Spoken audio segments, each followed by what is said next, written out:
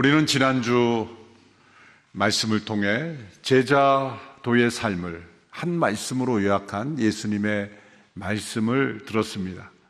누구든지 나를 따르려거든 자기를 부인하고 자기 십자가를 지고 따를 것이라 하시는 예수님의 말씀입니다.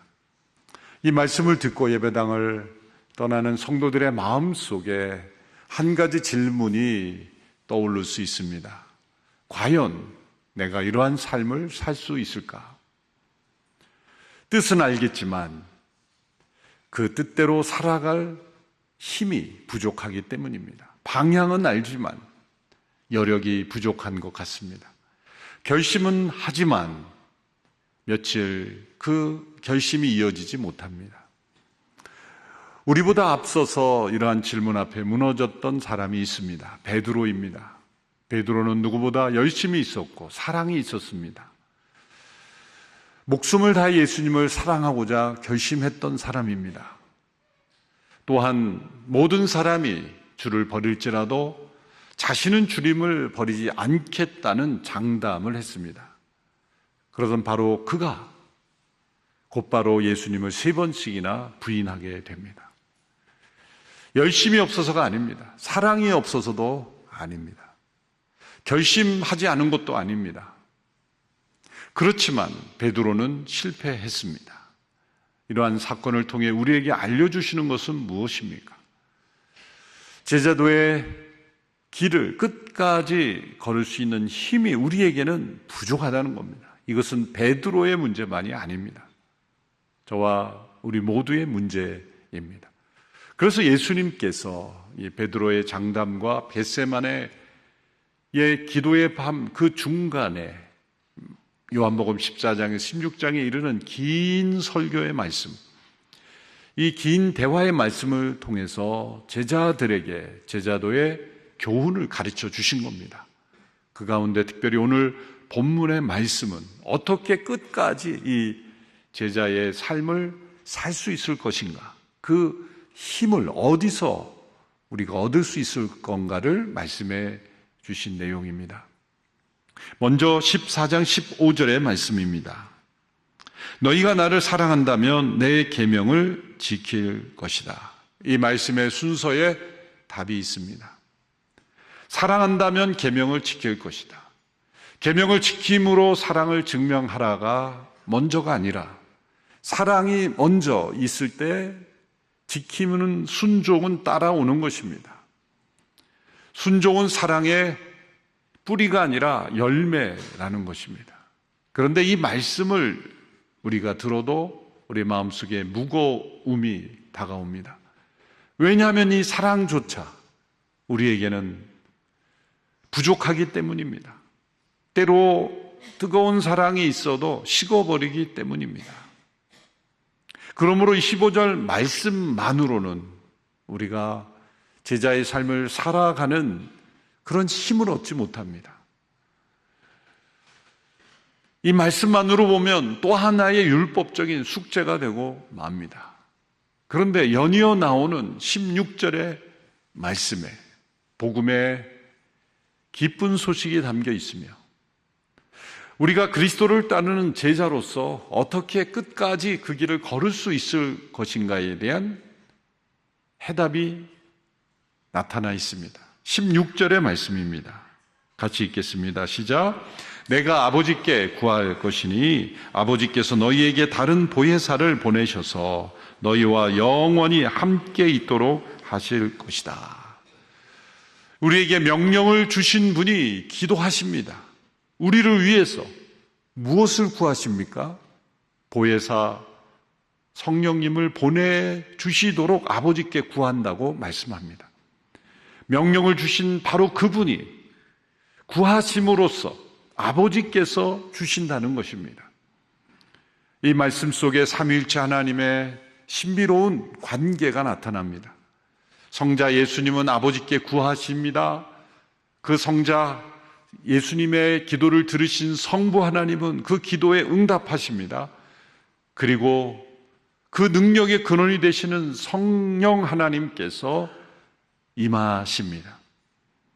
이 성부, 성자, 성령 하나님이 삼위일체의 신비, 그것은 성경에 나타난 놀라운 신비로서 우리의 이성으로는 다 설명할 수 없지만 실제로 존재하는 겁니다. 세상의 과학적 논리로 다 설명하지 못해도 실제 존재하는 실체가 얼마나 많습니까? 사람들은 과학적 언어로 표현하고 증명하지 못하면 사실이 아니라고 말합니다만 과학으로 증명된 사실보다 증명하지 못한 사실이 훨씬 더 많습니다. 인간의 이성으로 대답할 수 있는 문제보다 대답할 수 없는 문제가 훨씬 많습니다. 그러므로 우리의 인간의 이성을 초월한 차원의 본질은 하나이시며 세 분의 인격으로 존재하시는 그런 삼위일체 하나님의 역사가 바로 우리가 예수 그리스도의 제자로서 살아가는 삶을 북돋아주고 지탱해주는 분으로서 역사하고 계신다는 겁니다.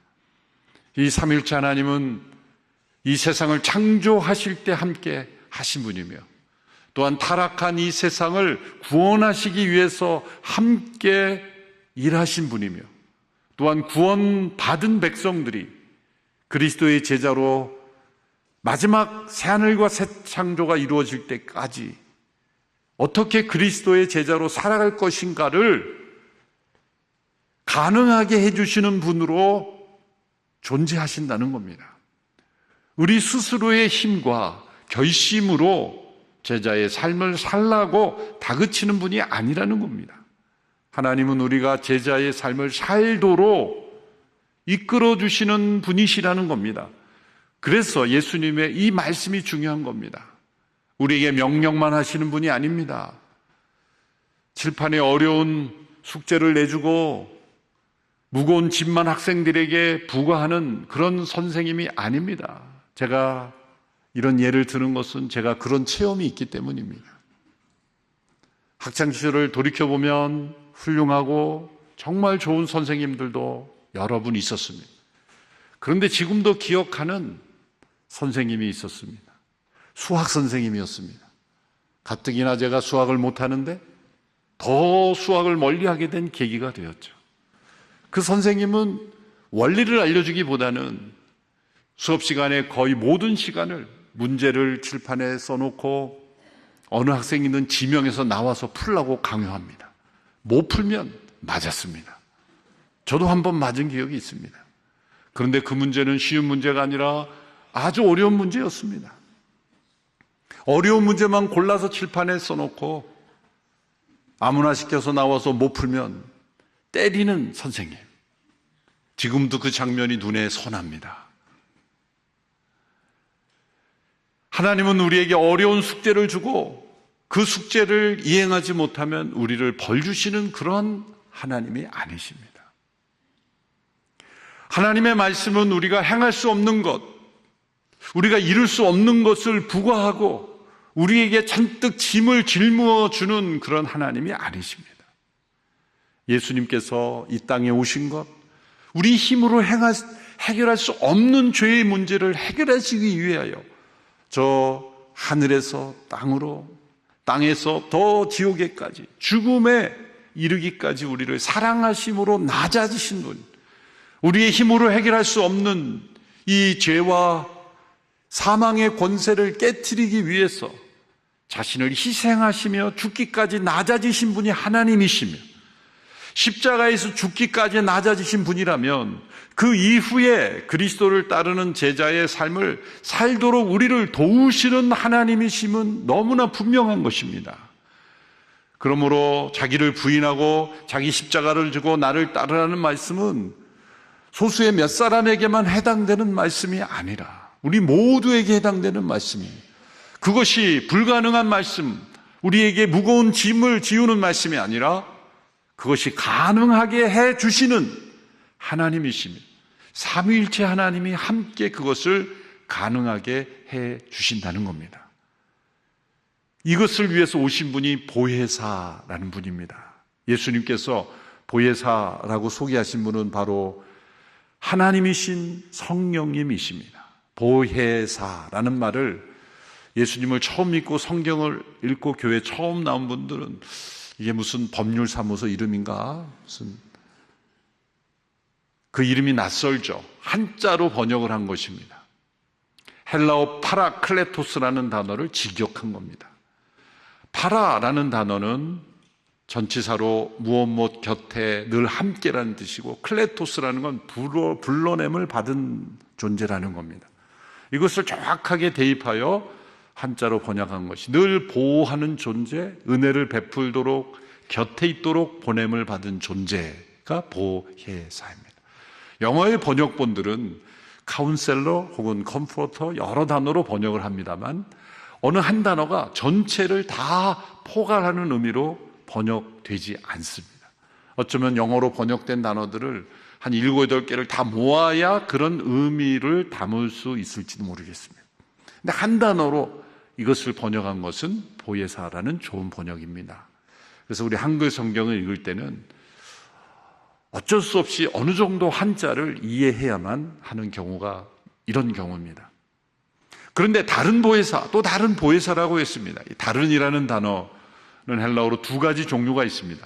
종류 자체가 다른 것이 있을 때 다른이고, 두 번째는 같은 종류 안에서의 다른 것입니다. 여기서 쓰인 단어는 두 번째 의미입니다. 같은 종류 안에 다른, 그것은 예수님과 같은 하나님이시면서 다른 분.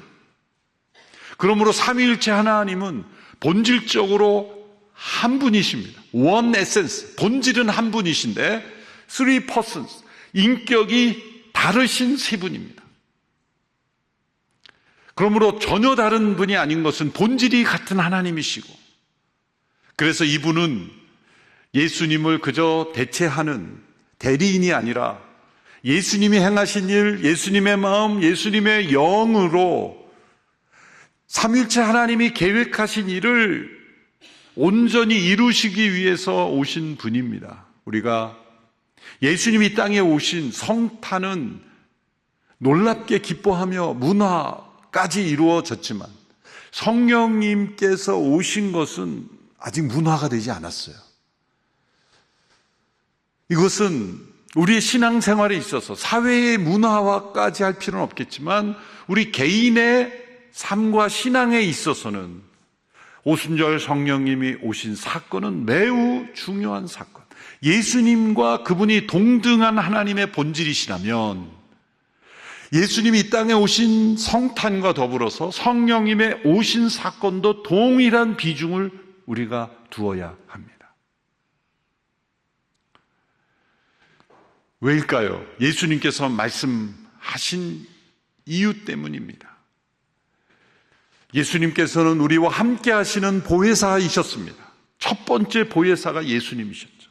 우리와 함께 하시려고 임마누엘로 오신, 하나님이 우리와 함께 하시는 분으로 오신 분이 육신을 입으신 예수님 성자 하나님이셨습니다. 그런데 그분은 우리와 함께 하실 수 있었지만 우리 속에 거하실 수는 없었습니다. 그래서 예수님께서 내가 떠나가는 것이 너희에게 유익하다라고 말씀하신 것입니다. 예수님께서 왜 떠나시는 것이 유익합니까? 저는 젊었을 때 그 말씀을 이해하지 못했습니다. 성령님을 깨닫기 전까지. 예수님께서 십자가에서 죽으시고 부활하신 분으로서 오랫동안 실제로 존재하시며 승천하지 않으시고 떠나지 않으시고 우리 곁에 계셨더라면 교회는 더 힘을 얻지 않을까요? 예수님께서 전 세계를 다니시면서 죽은 자를 살리시고 병든 자를 고치시고 산상수훈을 직접 교훈하시고 우리 온누리교회 40일 작은 예수 새벽 기도에 직접 강사로 오셔서 산상수훈을 직강해 주시고 죽은 자도 살리시고 병든 자를 고쳐주시면서 전 세계를 다니신다면 얼마나 많은 사람들이 예수님을 믿을까라는 생각을 해보았습니다. 그런데 복음서에 나타난 그리고 이스라엘 역사에 나타난 분명한 사실은 인간은 기적을 본다고 올바른 믿음을 갖지 못한다는 겁니다. 유대 지도자들이 예수님께서 하나님의 아들이심을 몰랐기 때문에 십자가에 못 박은 것이 아닙니다. 도리어 정반대로 하나님의 아들이셨기 때문에 못 박은 것입니다. 죽은 자가 살아난 기적을 못 보았기 때문에 예수님을 믿지 않은 것이 아닙니다. 오병이어의 기적, 많은 기적들이 있었지만 도리어 인간의 왜곡된 죄악은 그 기적을 이용하고 예수님을 이용하려고 했지 예수님 앞에 회개하려 하지 않았다는 겁니다. 그러므로 예수님께서 육신을 입으신 분으로 오래오래 이 세상에 존재하면서 기적을 일으킨다고 사람들이 회개하고 돌아오리라는 기대를 할 수 없다는 거예요. 인간의 죄악은 하나님이 보여주신 수많은 기적 속에서 도리어 또 다른 죄를 만들어낼 뿐입니다. 그것은 예수님의 능력이 부족해서가 아니라 육신을 입으신 한계이기 때문이죠. 팔레스타인에 당시에 계셨던 예수님은 그 당시에 이 한반도에는 계실 수가 없었습니다. 육신을 입으신 분이기 때문에. 제자들과 함께 계셨지만 제자들의 속마음은 변화시킬 수가 없었던 겁니다. 그래서 부활하신 예수님을 보고도 의심했고 두려워했고 불안했던 것입니다. 예수님의 부활을 하신 그 사실 자체, 그리고 부활하신 분이 나타났다는 기적, 그 부활하신 예수님이 보여주었던 많은 기적이 있었지만 제자들은 여전히 능력이 없었던 겁니다. 인간의 완악한 죄, 악은 그 이상의 조치가 필요했던 겁니다. 하나님께로부터 오시는 어떤 조치가 필요했던 겁니다. 예수님의 십자가 부활 너머에 또 다른 조치가 있어야 하는 것은 무엇입니까? 하나님의 영을 그들 속에 넣어주셔서 그들의 죄악이 그들을 이끌고 가지 못하게 하고 하나님의 영이 그들을 이끌고 가는 삶이 되어야 하는 것입니다. 그것을 위해서 먼저 이루어져야 되는 것이 예수님의 십자가와 부활의 사건입니다. 십자가를 통해 그들의 죄가 먼저 씻어져야 했기 때문에, 죄가 먼저 사라져야 하기 때문에 십자가를 지심으로 우리의 죄의 값을 치르신 것이고, 부활하심으로써 하나님의 영원한 생명이 우리 속에 들어올 수 있도록 우리 안에 부활의 생명을 넣어주신 겁니다. 하나님의 생명과 우리 안에 영원한 생명이 있어야 서로 교통이 되는 것이기 때문이죠. 예수 그리스도의 부활하심으로 우리에게 영원한 생명을 주심으로써 이제 성령께서 임하셨을 때 하나님의 영원한 생명과 연결되는 연합이 가능하도록 하신 것입니다. 그래서 이 십자가와 부활 승천과 성령의 오심은 연결되어 있는 사건들입니다. 우리 신앙생활에 능력이 없고 확신이 없는 까닭은 다 파편화되었기 때문에 어떤 분은 십자가 부활을 분리해서 생각합니다. 십자가는 믿지만 부활을 믿지 않습니다. 어떤 분은 부활은 믿지만 예수님의 승천과 재림은 믿지 않습니다. 어떤 분은 십자가 부활은 믿지만 성령의 오심은 또 믿지 않습니다. 그래서 많은 성도들의 오류는 예수님의 십자가 부활까지는 믿지만 성령님이 오심으로 내 안에 들어오신다는 사실은 잘 받아들이려 하지 않습니다. 그래서 정중히 사양합니다. 저는 성령님까지는 괜찮습니다. 예수님만 믿겠습니다. 저는 예수님 믿고 구원받고 예배 출석하고 또 봉사도 하고 헌금도 잘할 테니까 제발 이런 말은 하지 마십시오. 성령 충만 받아야 된다. 부담됩니다. 거기까지는 제가 좀 부담되니 자꾸 말하지 마십시오.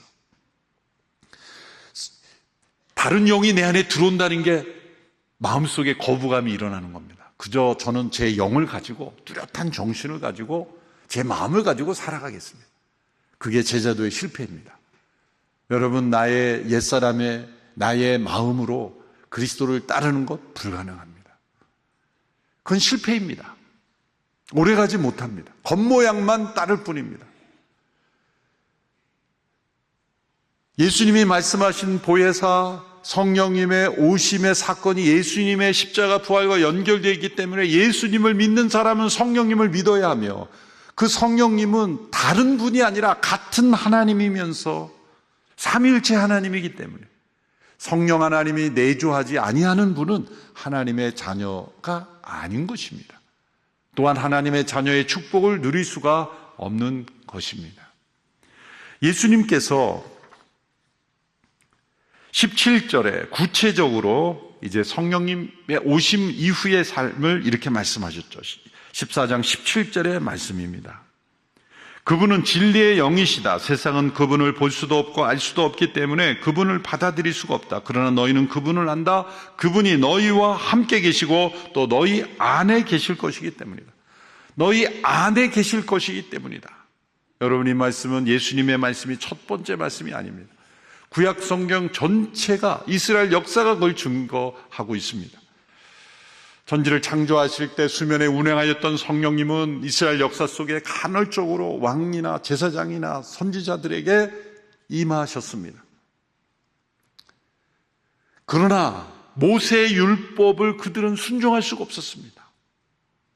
하나님의 뜻은 분명히 하나님께서 주신 모세의 율법에 드러나 있었지만 그들은 잠시 순종하는 듯 하지만 또다시 불순종했습니다.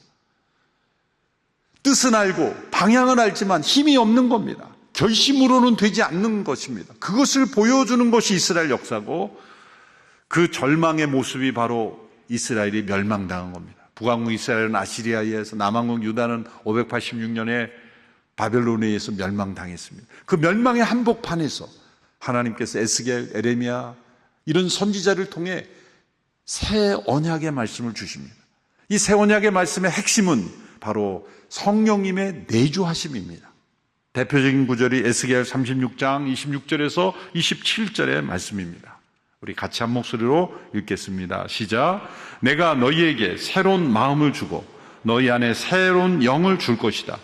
내가 너희 육신으로부터 돌과 같이 굳은 마음을 없애고 너희에게 살처럼 부드러운 마음을 줄 것이다.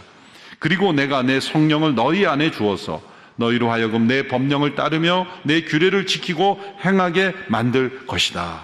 새로운 마음, 새로운 영을 주셔서, 성령을 우리 안에 주셔서 주님의 말씀을 따르게 만들 것이다. 우리의 힘과 결심과 노력으로 지킬 수 없는 말씀을 성령이 우리 속에 임하심으로 지키게 하신다는 겁니다. 이것 또한 하나님의 은혜입니다. 하나님의 구원 계획은 완전하신 계획입니다. 그저 우리에게 적당히 해주고 이제부터 너희가 알아서 하라라는 말씀이 아닙니다. 내가 십자가를 지고 너희를 대신하여 죽었으니 그 다음부터 너희가 알아서 해봐가 아닙니다. 부활했으니 그 부활을 바라보고 한번 해봐도 아닙니다. 예수님의 십자가와 부활 사건이 있었음에도 불구하고 믿지 못하고 따르지 못하고 변화가 일어나지 않는 그 제자들 속에 성령이 임하심으로 그들로 하여금 그 길을 걷게 하시고야 마는 것입니다. 이러한 변화의 길이 우리에게 약속되어 있는 것입니다. 그리고 오순절 성령 임하심으로 제자들에게 실제 그런 일이 일어났습니다. 빌립보서에서도 너희 안에 하나님의 뜻, 선한 뜻을 두고 행하게 하신다고 말씀합니다.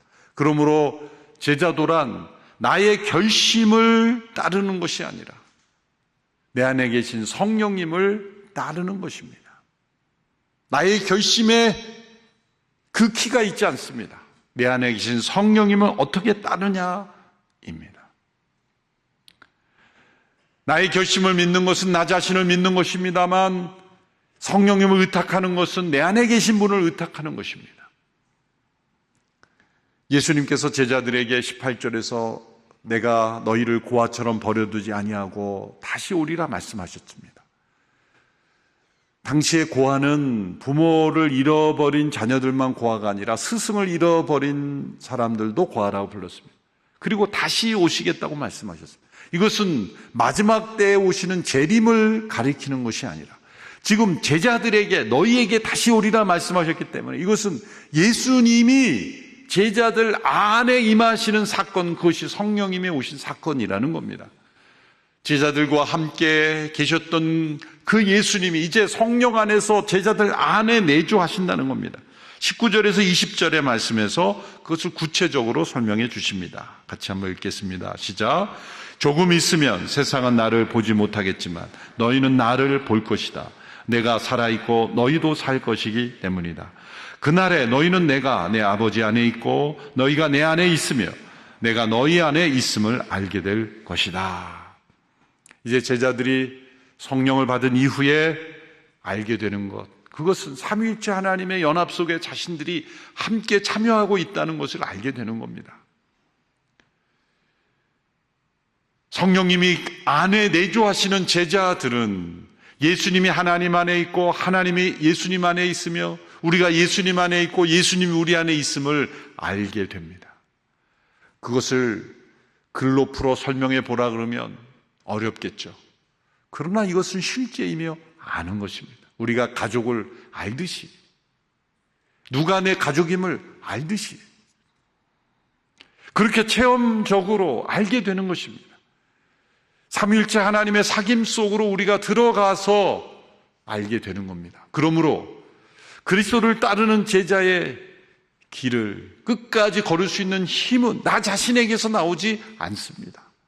내 안에 임하신 성령님, 그리고 내 안에 주인 되신 예수 그리스도, 그리고 아버지 되신 하나님, 삼위일체 하나님께서 함께 이 길을 걷도록 우리를 주장해 주신다는 겁니다. 21절 마지막 구절을 보십시오. 같이 읽습니다. 시작. 누구든지 내 계명을 가지고 지키는 사람은 나를 사랑하는 사람이다. 나를 사랑하는 사람은 내 아버지의 사랑을 받을 것이고 나 또한 그 사람을 사랑하고 그 사람에게 나를 나타낼 것이다. 15절 처음에 사랑과 계명에 대한 순종으로 시작했죠. 나를 사랑하면 계명을 지킬 것이다 라고 말씀했습니다. 그리고 그 계명을 가지고 지키는 사람은 이제 나를 사랑하는 사람이고 나도 그를 사랑하여 그에게 나를 나타낼 것이다. 사랑과 순종의 선순환이 일어납니다. 성령 안에서 순종의 길을 걷는 사람은 더 예수님을 깊이 알게 되고 더 사랑하게 되고 사랑해서 더 순종하게 되고 이렇게 사랑과 순종이 계속해서 맞물려 성장하게 됩니다. 우리 안에 오신 성령님은 이제 그리스도를 따르는 제자 안에서 어떤 일을 행하시는 것일까요?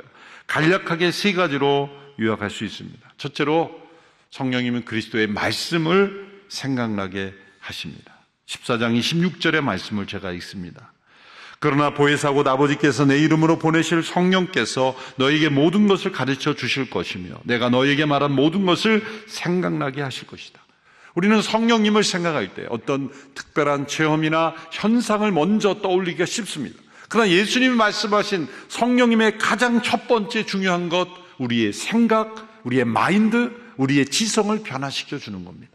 우리의 생각을 이 세상의 기준이 아닌 하나님의 말씀의 기준, 우리의 마인드가 이 세상의 틀에 휩쓸리지 아니하고 올바른 하나님의 마인드로 바꿔주시는 겁니다. 우리의 지적 영역에서의 변화가 일어납니다. 우리의 조상 믿음의 선배들은 많은 학식이 없었지만 그리스도의 말씀을 기억하며 살았기에 순결하고 능력 있는 삶을 살 수가 있었습니다. 성령님의 첫 번째 역사, 우리의 생각, 우리의 세계관, 우리의 마인드를 바꿔주시는 겁니다. 그리스도의 말씀으로 바꿔주십니다. 두 번째는 우리의 감정과 정서의 영역을 하나님의 사랑으로 채워주시는 겁니다. 로마서 5장 5절의 말씀, 우리에게 주신 성령으로 인해 그분의 사랑을 우리의 마음에 부어주셨다는 겁니다. 부어주시는 것은 넘치는 겁니다. 우리의 마음과 정서가 메마르고 상처입고 움츠러드는 정서가 아니라 하나님의 사랑이 흘러넘침으로 때로는 내가 이해하기 힘든 대상들, 때로는 원수 같은 이들에게도 사랑이 흘러넘치는 것입니다. 우리에게 사랑하라고 명령하시는 분은 사랑하라고 다그치시며 사랑하지 않았을 때 벌 주시는 하나님이 아니라 성령으로 우리에게 사랑을 부어주시는 분입니다. 그래서 성령의 첫 번째 열매가 사랑인 것입니다. 성령의 9가지 열매가 갈라디아 5장에 나오는데요, 열매라고 하는 단어를 복수를 치지 않고 단수를 썼어요. 그건 실수가 아니라 의미가 있는 겁니다. 왜냐하면 제일 먼저 나오는 사랑, 그것이 성령의 열매인데 그 사랑의 여러 가지 모습들이 희락, 화평, 오래 참음, 자비, 양성, 충성, 온유, 절제, 나머지 8가지로 표현되는 것입니다. 세 번째, 성령의 역사는 우리의 의지적 영역도 주장해 주심으로 우리가 육체의 욕심을 이루지 않도록 의지적 능력을 주십니다. 갈라디아서 5장 16절의 말씀, 여러분은 성령을 따라 행하십시오. 그러면 결코 육체의 욕망을 채우려고 하지 않게 될 것입니다. 우리의 의지가 성령이 오시기 이전에는 스스로의 의지였기 때문에 절망하지만 이제 우리 안에 임하신 성령을 따라가는 의지적 능력을 통해 그리스도의 십자가에 우리의 옛사람을 넘겨줌으로 이제 새로운 영, 새로운 마음을 따라갈 수 있도록 우리에게 의지적 능력을 부어 주십니다. 결국 무엇입니까? 우리의 지성, 우리의 감정, 우리의 의지, 우리의 전 인격을 주장해 주십니다. 은사와 현상과 어떤 체험은 두 번째 영역입니다. 우리의 전 인격이 성령님의 지배를 받으면 이상해지는 게 아니라 온전해지는 것입니다. 도리어 성령을 받지 않기 때문에 이상한 겁니다. 여러분, 우리 자신이 지금 온전하다고 확신해서는 안 됩니다. 우리 모두는 적어도 어느 정도는 다 이상합니다. 전부 이상하다 그러면 기분 나빠하실 것 같아서. 우리 모두가 어느 정도는 다 이상자입니다. 삐뚤어져 있습니다. 왜곡되어 있습니다. 정신을 똑바로 차릴수록 이상해집니다.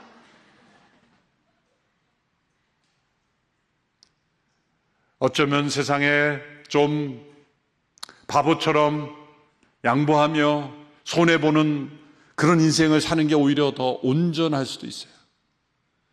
조금도 지지 않으려고 정신 똑바로 차리고 살아가는 인생이 때로는 이상한 인생이 되는 거예요. 그러나 성령님께서 우리를 주장하시면 우리의 지정의가 온전해짐으로 놀랍게도 자기를 부인하는 것이 어렵지 않습니다. 십자가를 지는 것이 어렵지 않습니다.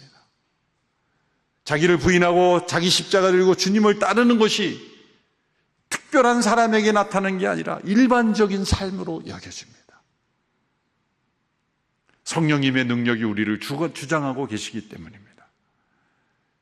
성령님의 오심으로 이제 어느 누구도 예수님을 믿는, 십자가와 부활을 믿는 모든 이들은 혼자 걷는 인생이 아닙니다. 성령님께서 이끄시는 걸음입니다. 곁에 있던 분이 바로 우리 안에 계시기 때문입니다. 이 성령님을 따라 그리스도를 따르는 제자의 삶을 승리하며 걸어가는 우리 모두가 되기를 축원합니다. 기도하겠습니다. 하나님 아버지, 우리로 그리스도를 따르는 제자로 불러주시니 감사합니다. 그리고 따를 수 있는 능력을 부어주시니 감사합니다. 우리의 전 인격이 그리스도를 따르는 성령께 지배받고 인도함을 받는 제자의 삶 살게 하여 주시옵소서. 예수님의 이름으로 기도하옵나이다. 아멘.